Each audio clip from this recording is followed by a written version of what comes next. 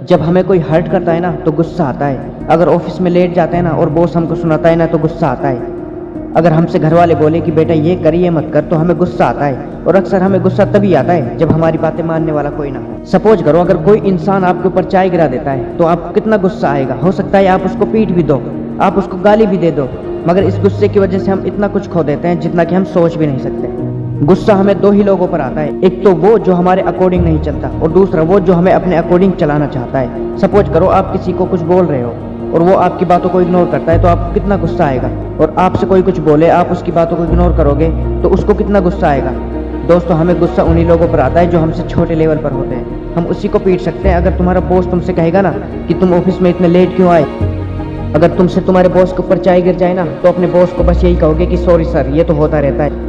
और हम गुस्से में आकर लोगों को क्या क्या सुना देते हैं। जब खुद से गलती हुई तो पता चलता है और पछतावा होता है कि मैंने उस बंदे को इतना कुछ सुना दिया, इतनी गालियां दे दी, वो मेरे बारे में क्या नेगेटिव सोच रहा होगा।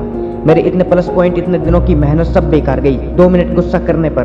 दोस्तों जितनी एनर्जी हम गुस्से में लोगों को सुनाने में वेस्ट कर देते हैं ना, काश उतनी एनर्जी हम अपने सपनों पर वेस्ट करते तो आज हमारे सपने सच हो जाते हैं। उन लोगों के मुंह पर ताला लग जाता जो लोग हमें रोज ताना मारते हैं। गुस्सा एक ऐसी इमोशन है जिसमें इंसान दूसरों को नहीं खुद को हर्ट करता है। एक बार की बात है, एक शहर में शाम को सारी दुकानें बंद हो गई थी तो एक सांप खाने की तलाश में लोहार की दुकान में अंदर घुस गया था।